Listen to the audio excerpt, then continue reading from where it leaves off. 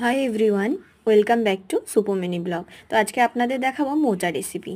তো তার জন্য মা মোচাটাকে কেটে হলুদ জলে একটু ভিজিয়ে রেখেছিল। রাখার পর এবার মা একটা সিটি মারবে। তো ছোলা, মোচা আর একটু আলু একটু জল দিয়ে মা একটা সিটি মেরে নেবে। মেরে নেওয়ার পর মা একটা মশলার পেস্ট বানাবে। সেটা হচ্ছে টমেটো, আদা, লঙ্কা, কাঁচা লঙ্কা আর একটু পেঁয়াজ আর একটু গোটা জিরে দিয়ে মা পেস্টটা বানিয়ে নিল। নেওয়ার পর কড়াইয়ে তেল দেবে।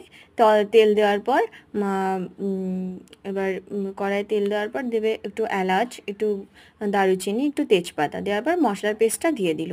দেওয়ার পর এবার একটু নুন, একটু হলুদ, একটু কাশ্মীরি লঙ্কার গুঁড়ো দিয়ে মশলাটা ভালোভাবে কষিয়ে নিল। নেওয়ার পর মা মোচাটা দিয়ে দেবে। মোচাটা দিয়ে ভালোভাবে কষিয়ে নেওয়ার পর মা লাস্টে দেবে একটু গরম মশলা, একটু ঘি, একটু চিনি।